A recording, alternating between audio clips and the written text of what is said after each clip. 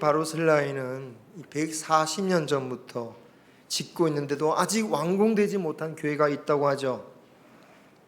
그 성전의 이름은 사그라다 파밀리아, 거룩한 가족이라는 이름인데, 우리에게는 그 성전, 이 성당을 지은 건축가 이름이 더 유명합니다. 가우디 성당. 그렇게 지체된 이유는 이 스페인에 끔찍한 내전이 있었기도 했고, 또 2차 세계대전과 같은 환란이 있었기 때문이기도 하지만, 그것보다는 오히려 이 건축공사의 한 원칙 때문이라고 합니다. 대기업이나 정부의 지원을 받지 않고 순수하게 개인의 후원금, 헌금, 성금, 입장료만으로 이 성전을 세우자라고 했다라는 거죠. 이 원칙은 최초의 이 건축가인 가우디가 세운 원칙과도 부합했는데, 그래서 그가 31살 때부터 시작해서 죽을 때까지, 죽을 때까지 못했죠. 지금까지 지으니까. 어쨌든 그 젊은 나이부터 시작해서 계속해서 평생을 헌신했다라고 합니다. 건축의 역사나 인류의 역사 속에서 보면, 어찌 보면 이 건물 자체가 진짜 대단한 작품이기도 하고, 어떻게 보면 신앙적인 열정, 그 위대해 보이기도 한데, 또 가만히 또 성경을 중심으로 생각해 보자, 성경적인 관점으로 한번 생각해 보면 과연 바람직하기만 한 것일까라는 생각도 듭니다. 왜냐하면 정작 이 솔로몬의 성전만 해도 7년밖에 걸리지 않았거든요. 하나님께서 이 땅에 지으라고 했던 그 성전보다 오히려 비교할 수도 없이 이렇게 많이 지은 것을 보면, 하나님께서 이 땅의 성전에 부여하신 그 의미보다 지나치게 많은 의미를 부여한 것은 아닌가, 너무 오버한 것은 아닌가, 그런 생각을 하게 됩니다. 여러분, 신앙의 열정이 참 좋은 것이지만, 그런데 그 신앙의 열정이 하나님의 뜻과 상관이 없다면 허무해질 수가 있다는 거죠. 허무해질 수가 있어요. 심지어 그 신앙의 열정이 과도해서 그 신앙의 열정이 하나님과 뜻과는 정반대가 되어서 하나님을 대적하는 일도 발생하더라는 거죠. 오늘 말씀의 배경이 되는 이 유대인들의 행동을 보면 그렇습니다. 그들은 하나님의 일에 열정이 있었기 때문에 스데반 집사님을 해치려 하고 있어요. 하나님과 성전을 지키기 위해서라면 사람의 목숨도 아깝지 않다라고 생각하는 사람들이었습니다. 그리고 그 자리에 있던 바울도 마찬가지였죠. 그리고 나중에 바울이 개종하니까 그 바울을 내가 죽이지 않고서는 밥도 먹지 않겠다라고 결단했던 40명의 열성다운들도 사실 신앙적인 열정으로 가득한 사람들이었습니다. 이렇게 잘못된 신앙의 열정으로 오히려 하나님을 대적하는 경우는 성경에서만이 아니라 역사 속에서 늘 있어 왔고, 그렇기 때문에 지금도 얼마든지 벌어질 수 있는 일이며, 그리고 그것이 나의 모습이 될 수도 있다라는 것을 우리는 항상 스스로를 돌아봐야 됩니다. 그런 잘못을 범하지 않기 위해서 우리의 열정, 나의 감정을 드리기 전에 먼저 하나님의 뜻을 발견하고 하나님이 무엇을 원하시는지를 우리는 깨닫는 게 중요하겠죠. 그렇죠? 누군가를 사랑할 때 그 사람이 원하는 거가 아닌 내가 좋아하는 거 가지고 계속 쫓아다니고 대시하면 어떻게 됩니까? 그건 괴로운 일이에요. 사랑받는 게 아니에요. 괴로운 거예요. 하나님을 사랑할 때 하나님의 뜻을 알고 하나님이 원하시는 것을 가야지, 내 나름대로 내 좋아하는 대로 내 방식으로 믿는 게 문제가 될 수 있는 것입니다. 그래서 우리는 날마다 하나님의 말씀을 보면서 새롭게 깨달을 필요가 있습니다. 아니, 내가 평생 성경 읽었는데, 내가 설교를 얼마나 많이 들었는데 아직도 깨달을 말씀이 있는 것인가? 여러분, 우리가 익히 하는 말씀일지라도요, 우리의 다양한 삶 속에서, 우리의 새로운 삶 속에서 이 말씀을, 이 하나님의 말씀을 어떻게 적용할지 날마다 새롭게 주의 지혜를 구하면서 깨달아야 돼요. 그래서 그것이 뭡니까? 주야로 묵상하는 자다. 의인이 다른 사람이 아닙니다. 하나님의 말씀을 보고 주야로 묵상하면서 그 뜻이 무엇인지를 깨달아서 그 말씀대로 순종하며 살아가는 것, 그것을 평생 일구는 사람이 의인인 거예요. 하나님의 말씀을 날마다 묵상하지 않고 그냥 알고 있는 지식으로만 이게 하나님의 말씀이야 주장하다 보면요, 어느덧 하나님의 말씀을 전하는 게 아니라 가만히 보면 사람의 관행, 사람의 간섭, 사람의 악습, 사람의 선입관으로 변하기 참 쉬워요. 그래서 하나님의 뜻이라고 주장하는데 실제로 가만히 보면 하나님의 뜻이 아니라 사람의 것을 주장하고 사람의 전통을 주장하는, 그것을 하나님에 대한 사랑과 헌신으로 여기는 경우들이 있다라는 거예요. 그래서 이 예수님도 그런 식으로 보았기 때문에 예수님을 이단으로 생각하고 십자가에 못 박은 것이고, 스데반 집사님에게 돌을 던지려는 이 유대인들도 딱 그런 모습이었다라는 거예요.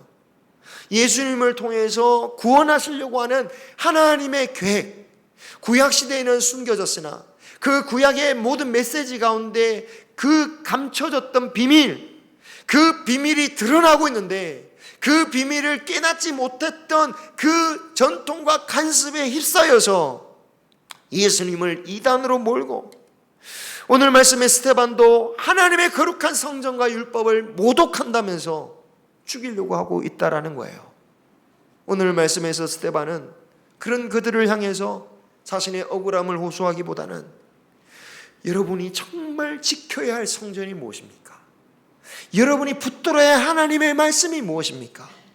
그것을 알려주고 있습니다. 그들이 지켜야 할 성전은 얼마 못 가 무너질 허망한 헤롯 성전이 아니라 주님을 통하여 세우시는 영원한 교회, 참된 성전이다라는 거예요. 우리에게 예배당을 새롭게 주신 은혜가 있지만 정말 우리가 지켜야 할 성전이 무엇인가에 대해서 우리는 항상 깊이 깨닫고 있어야 될 줄 믿습니다. 자, 44절을 보면 스데반이 증거의 장막에 대해서 말하고 있습니다. 증거의 장막. 증거의 장막이라는 것은 출애굽 광야 생활할 때 성전으로 사용했던 이 천막을 말하죠. 성막 또는 회막으로 불리기도 하는데 후대 성전의 원형이라고 할 수 있습니다.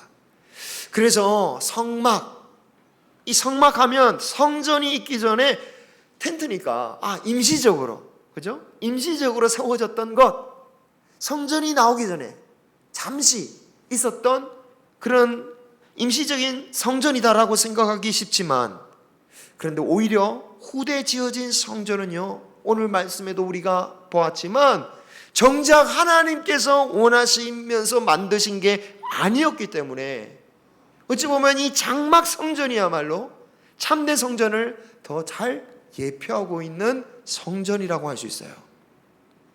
이 성막의 핵심은 그 성막 안에 있는 법궤였죠. 이 증거궤라고 불리기도 하는 상자입니다. 그 상자 안에 하나님의 백성임을 증거하는 물건 3가지가 있었죠. 십계명이 적힌 2 돌판이 있었고 만나를 담은 항아리가 있었습니다. 아론의 쌍난 지팡이가 있었어요. 십계명이 적힌 돌판은 하나님과 백성이 약속의 관계를 맺었다라는 것을 증거하는 상징이죠. 우리가 성경을 구약과 신약, 오래전 약속과 새로운 약속으로 부르는 만큼 우리의 신앙의 정체성은 뭡니까? 하나님과 우리가 중요한 약속 관계에 있다라는 거예요. 하나님께서 우리를 구원하신 것도 하나님의 약속 때문입니다. 죽을 수밖에 없는, 당연히 죽을 수밖에 없는 우리가 여전히 허물 속에 살아가고 있는 우리가 여전히 소망을 가질 수 있는 이유도 하나님과 하나님이 우리에게 주신 약속 때문인 거죠. 지금 우리에게 성경 말씀이 약속의 증거로 있다면 출애굽 때 돌로 기록된 돌판이 그 약속의 증거였던 겁니다. 그리고 만나를 담은 항아리는 약속의 백성을 하나님께서 약속의 땅에 이르기까지 먹이신다는 증거였죠. 그리고 아론의 쌍난 지팡이는 하나님의 역사를 증거하는 것이라고 볼 수 있습니다. 이 최초의 성전, 성막을 보면 성전의 핵심이 뭐냐? 성전의 핵심이 어디 있느냐를 우리가 알 수 있습니다. 성전을 얼마나 정성 들여 지어야 되느냐, 얼마나 비싼 재료를 가지고 지어야 되느냐가 성전의 핵심이 아니다라는 거예요. 성전의 핵심은 뭡니까? 하나님과의 약속이 맺어져 있는가? 하나님 약속 안에 있는가? 하나님의 양식을 먹고 있느냐? 하나님의 능력을 맛보고 있느냐? 이게 성전의 핵심이라는 것을 보여주고 있습니다. 그런데 사람들은 이런 의미를 자꾸 놓치고 물건 자체에 집착해요. 건물 자체에 집착해요. 그래서 후대의 이스라엘 백성들이 어떤 실수를 합니까? 블레셋과의 전쟁에서 질 것 같으니까 이 법궤를 이용하죠. 법궤가 있으면 싸워 이길 수 있다. 부적처럼. 그 안에 하나님과의 약속 안에 바로 서 있는가? 하나님의 양식을 먹고 있는가? 하나님의 능력을 의지하는가? 그게 아니라 그냥 법궤 가지고 이 법궤 있으면 승리할 거야 라고 생각해서 들고 갔다가 그 결과가 어떻게 됩니까? 전쟁에 대피할 뿐만 아니라 그 법궤마저 그냥 블레셋에게 그냥 빼앗겨버리죠. 아니 정확하게 말하면 하나님께서 빼앗아서 블레셋에게 주버리셨어요. 그런데 이런 생각은요 우리에게도 여전히 많습니다.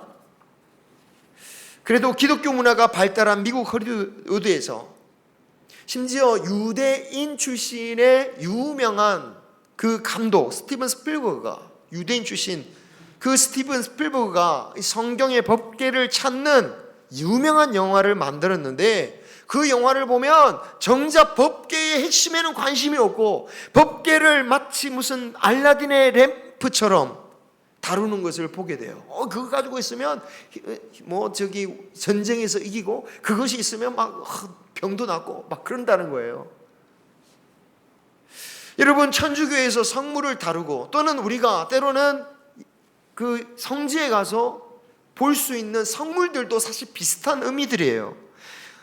예수님께서 마셨던 포도주 잔이다. 예수님께서 십자가를 지고 가셨을 때 얼굴을 닦았던 수건이다. 심지어 예수님을 찔렀던 창이다 이러면서 그걸 교회에다가 딱 두고 그 막 교회를 만들어놔요. 의미보다 물건에 신비한 의미를 붙이고 신성화합니다. 그런 물건이 있는 성당에 찾아가서 그곳에서 기도하면 뭔가 더 큰 은혜를 받을 것 같은, 그곳에 가면 하나님을 더 만날 것 같은 그런 생각을 하더라는 거예요. 심지어 개신교 신자들도 다 갔죠. 그런 데를. 야, 이거 예수님이 뭐 만지셨대 이러면서. 하지만 예수님은 신약 교회에 장막에 있던 법궤보다 더 놀라운 성전을 만드셨습니다. 옛 성전 안에 있던 법궤에 그 십계명이 있는 돌판이 있었다고 하지만 우리는 그 돌판보다 더 귀한 게 있어요. 뭡니까? 십계에 적힌 돌판과는 비교할 수 없을 만큼 완전한 하나님의 완전한 뜻이 담긴 하나님의 말씀을 온전히 받았잖아요. 하나님의 거룩한 성경의 말씀, 십계명뿐만 아니라 하나님의 온전하신 뜻을 받는 하나님의 말씀을 우리에게 주셨단 말이에요. 그리고 만나의 항아리가 있었다면 우리에게는 그와 비교할 수 없는 양식을 주셨습니다. 여러분, 그때 만나를 요한복음을 보세요. 요한복음을 보면 예수님께서 너희들 조상들이 받았던 만나와 자신을 비교하시잖아요. 너희 조상들이 먹었던 떡, 그게 아니라 나는 이제 더 이상 배고프지 않는 영원한 하늘의 떡을 주러 왔다. 그 떡이 누굽니까? 내가 곧 생명의 떡이니라. 또 법궤 안에 쌍난 지팡이보다 더 뛰어난 나무가 우리에게 있습니다. 예수님의 십자가입니다. 아론의 지팡이는 싹이 난 정도지만 예수 그리스도의 십자가를 통하여 우리는 영원한 생명이 우리에게 있게 된 거예요. 부활의 약속을 받게 된 것입니다. 여러분 보십시오. 이것을 보면 성전 원형인 장막 성전은 하나님께서 진짜 이루시고자 했던 참된 성전을 보여주려고 예표하신 것들이었구나. 주님께서 진짜 만드시고자 한 그 성전은 뭡니까? 예수 그리스도를 통하여 세우시는 교회다라는 것을 알 수 있는 겁니다. 예수님은 그 사실을 분명히 밝히셨죠. 당시 많은 이들이 뿌듯해하며 새로 새 성전을 무너뜨리려고 하시면서, 무너뜨리라라고 하시면서 3일 만에 내가 세우겠다, 그리고 세우시겠다는 성전은 누구라고요? 예수 그리스도 자신을 가리킨 말씀이었다라고 요한복음은 분명히 말씀하고 있습니다.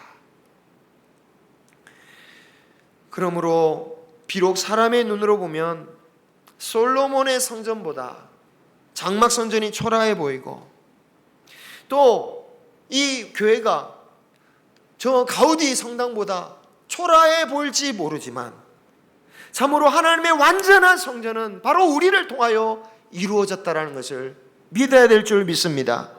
그리고 그렇다면 우리가 지켜야 할 교회가 뭡니까? 정말 수억, 수백, 수천억을 들여서 지은 교회 얼마나 아끼고 보살피겠습니까? 노트르담 그 성당이 불에 타버렸잖아요. 그러니까 얼마나 난리가 났습니까?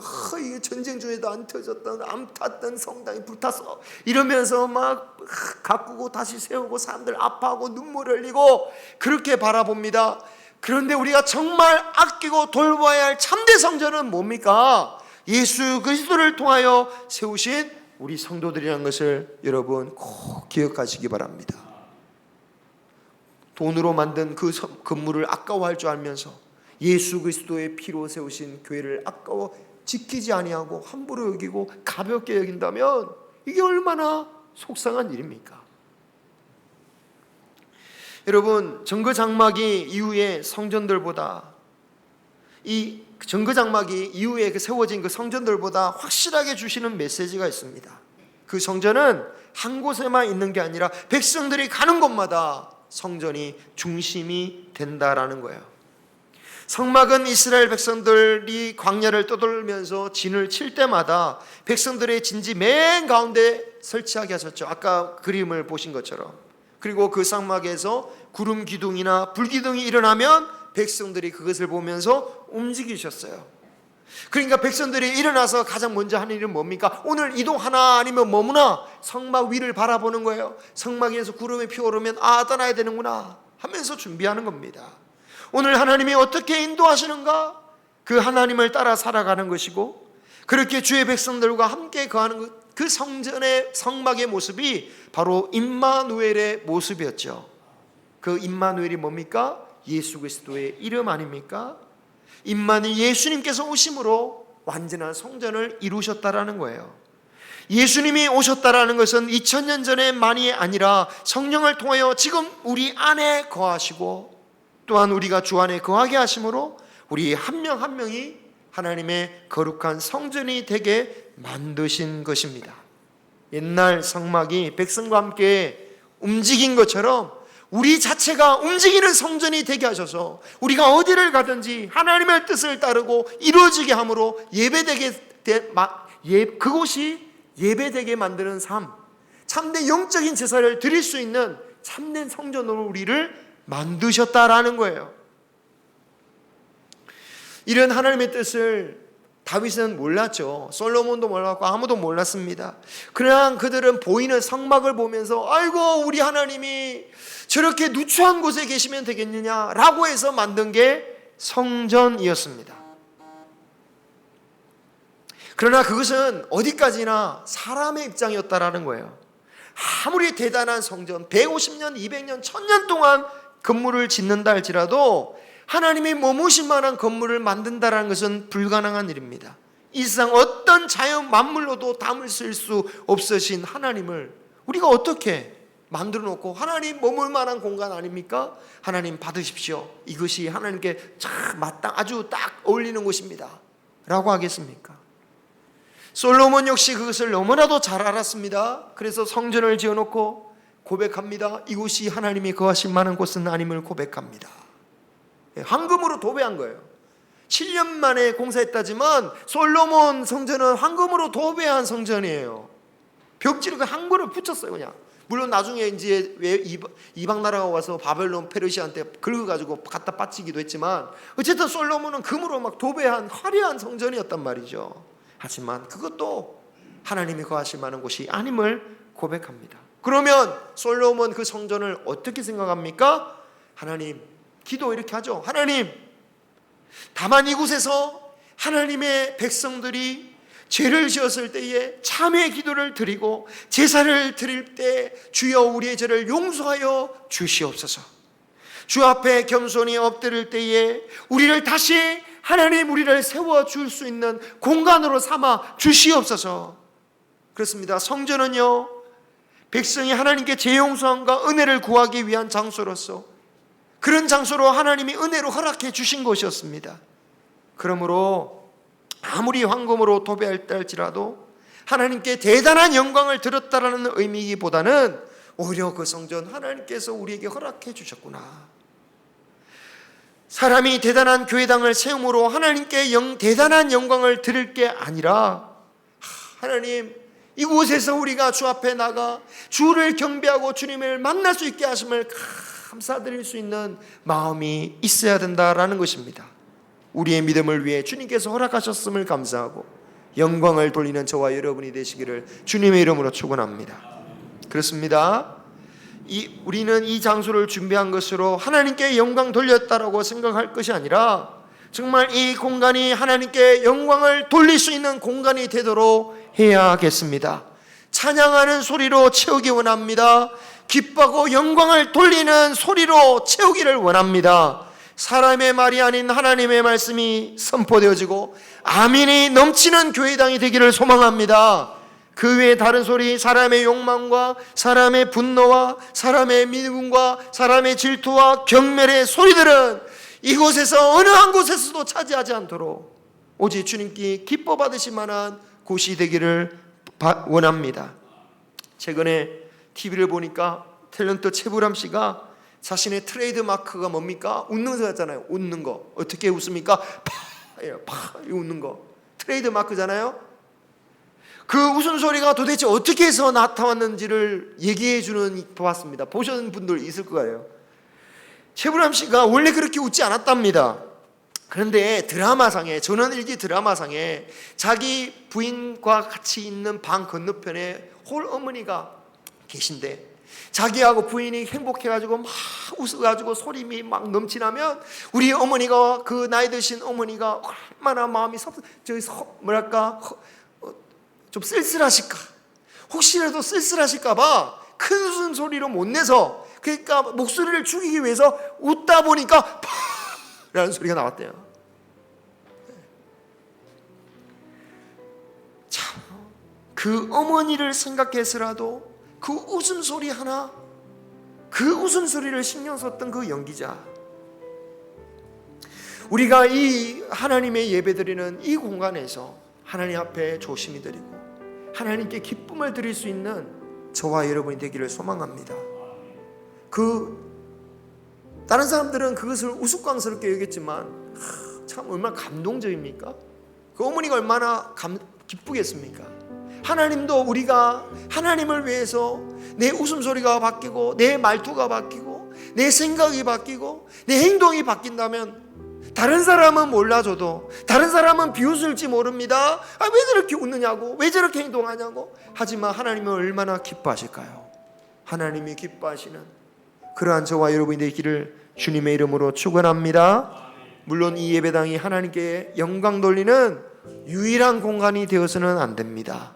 이 공간으로부터 시작하여 우리 모든 삶의 공간으로까지 이어져서 우리가 있는 모든 것이 정말 우리가 성전이니까, 우리가 성전으로서 우리가 있는 모든 것을 하나님의 성전과 같이 영광 돌릴 수 있는 삶을 사는 저와 여러분이 되시기를 주님의 이름으로 축원합니다. 기도하겠습니다.